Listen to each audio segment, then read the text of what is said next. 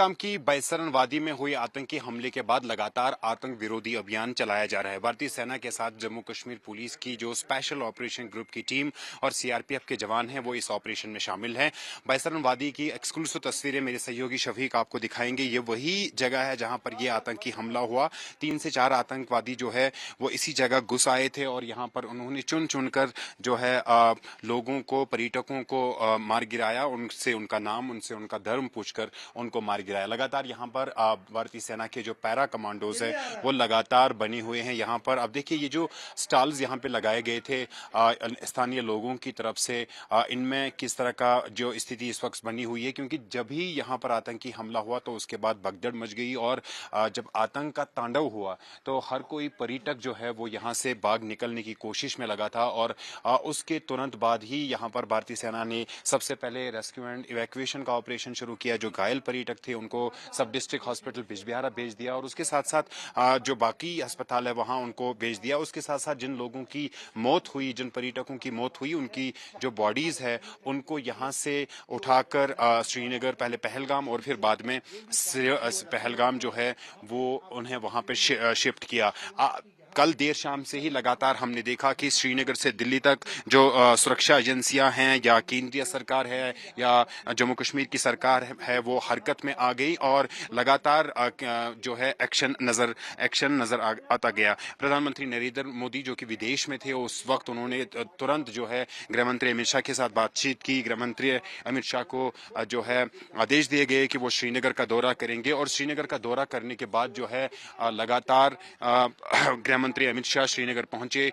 श्रीनगर के राजभवन में गृह मंत्री अमित शाह ने जो है उच्च स्तर की सुरक्षा की स्थिति की समीक्षा ली। वहां पर जम्मू कश्मीर के उपराज्यपाल मनोज सिन्हा और बाकी जो सुरक्षा एजेंसियों के बड़े अधिकारी थे वो शामिल थे। आप देखिए सीआरपीएफ भी इस ऑपरेशन में जुड़ी हुई है। सीआरपीएफ के बड़े अधिकारी भी लगातार यहाँ पे पहुंच रहे हैं। ये मेन एंट्रेंस है जहां से इस बैसरन वादी में जो पर्यटक है वो पहुंचते हैं और इसी रास्ते से जो पर्यटक है वो यहाँ पे आए थे। लगातार गृह मंत्री अमित शाह जो है इस स्थिति पर उनको जो है जानकारी दी गई और उसके बाद आज दिन में हमने देखा गृह मंत्री अमित शाह ने श्रीनगर में पर्यटकों को जो है वहां श्रीनगर में श्रद्धांजलि अर्पित की और उसके बाद सीधा यहीं पर बैसरन वादी में पहुंच गए। घने जंगल हैं, आप देखिए कितने घने जंगल हैं। इन्हीं घने जंगलों के भीतर सुरक्षा बलों के ऑपरेशन लगातार चल रहे हैं। कोशिश की जा रही है कि जो इस आतंकी वारदात में जो शामिल आतंकवादी है उनको जल्द से जल्द निपटाया जाए। तो इसके लिए बड़े पैमाने पर भारतीय सेना के जवान जो है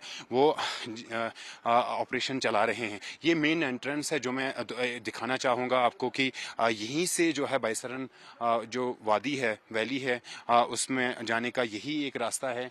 और इस रास्ते का क्या हाल है, और जब आतंक का तांडव मचा तो उस वक्त हर एक पर्यटक जो है यहाँ से भाग निकलने में लगा और उनको किन चुनौतियों का सामना करना पड़ा वो भी मैं आपको दिखाना चाहूंगा। देखिए ये कीचड़ है, इसी तरह का ये ट्रैक है। पहलगाम से 6 से 7 किलोमीटर का इसी तरह का ट्रैक है। इसी तरह की कठिनाइयों का सामना करना पड़ता है। ये देखिए पर्यटकों के किसी की टोपी गिरी हुई है और किसी के जूते गिरे हुए हैं। जहां भी आप नजर दौड़ाएंगे कोई ना कोई चीज जो है वो पर्यटकों ने यहीं पे छोड़ दी है। उस वक्त सबसे प्राथमिकता उनके लिए थी अपनी जान को बचाना। भगदड़ मच गई और ये देखिए जो पर्यटक हैं उन्होंने अपने जूते जो है यहीं छोड़ दिए। इस रास्ते पे जहां पे भी आप जाएंगे इसी कीचड़ में वो पर्यटक फंस गए थे। उनके जूते और कहीं लोगों के कपड़े जो है वो यहीं पे उन्होंने छोड़ दिए और तुरंत यहाँ से भाग निकलने की कोशिश की। और स्थिति पर लगातार केंद्रीय सरकार की नजर बनी हुई है। गृह मंत्री अमित शाह लगातार जम्मू कश्मीर कल देर शाम पहुंचे थे। उस बीच उन्होंने राजभवन में सुरक्षा स्थिति की समीक्षा ली। उसके साथ साथ जो बाकी यहाँ पे सुरक्षा एजेंसियां हैं उनके अधिकारियों से बात की। इसी बैसरन वादी में जब गृह मंत्री अमित शाह का चॉपर लैंड हुआ था तो यहाँ पे भारतीय सेना और जम्मू कश्मीर पुलिस के बड़े अधिकारी भी पहुंच गए थे और उन्होंने जो है गृह मंत्री अमित शाह को जानकारी दी थी कि किस तरीके से ऑपरेशन चलाए जा रहे थे। देखिए इस कीचड़ में पर्यटक फंस गए थे। यहाँ पे जहाँ पे भी आप नजर दौड़ाएंगे वहां पे आपको पर्यटकों के जूते नजर आएंगे और इससे साफ संकेत है कि किस तरह की स्थिति उस वक्त बनी हुई थी, किस तरह की कठिनाई का सामना पर्यटकों को करना पड़ता था। यहाँ पे जिस तरफ भी आप नज़र दौड़ाएंगे, ये देखिए कितना डिफ़िकल्ट टेरेन है।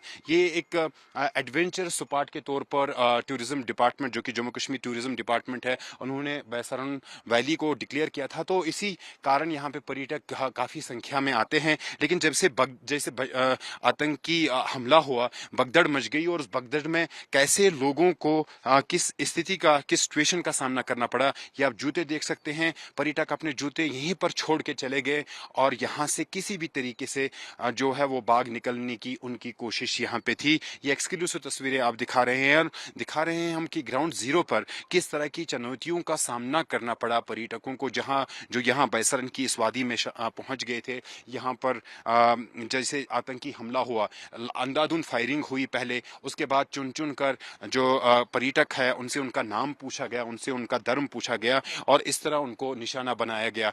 ऑटोमेटिक जो आधुनिक हथियार है उनका इस्तेमाल किया गया। हमें सूत्र बता रहे हैं कि 3 विदेशी आतंकी इसमें शामिल हो सकते हैं, जिसमें खासतौर पर जो ऐसे आतंकी है जो पाकिस्तानी मूल के बताए जा रहे हैं, और उन्होंने M4 राइफल का इस्तेमाल किया है। कुछ तस्वीरें सामने भी आई है। जम्मू कश्मीर पुलिस ने स्केचेस जारी किए हैं और लगातार खंगालने की कोशिश की जा रही है कि इन आतंकवादियों को जल्द से जल्द ढेर किया जाए। इस पूरे इलाके को कार्डन ऑफ किया है जम्मू कश्मीर पुलिस के साथ साथ CRPF और भारतीय सेना की जो है, कुल मिलाकर इसे ज्वाइंटली इस ऑपरेशन को अंजाम दे रही है। और गृह मंत्री अमित शाह जैसे यहाँ बैसरन की वादी में पहुंचे थे, तो यहाँ पर भी लगातार गृह मंत्री अमित शाह ने जो निर्देश दिए हैं सुरक्षा एजेंसियों को, खासतौर पर जो भारतीय सेना के जो यहाँ पे ऑफिसर थे, जो फील्ड में हैं, जो इस ऑपरेशन को लीड कर रहे हैं, उनसे यही कहा गया है कि प्राथमिकता होनी चाहिए कि जो इस आतंकवादी हमले में आतंकवादी शामिल थे उनको जल्द से जल्द ढेर किया जाए। तो ये वो इलाका है, ये वो ट्रैक है जो आप देख सकते हैं। लगातार जो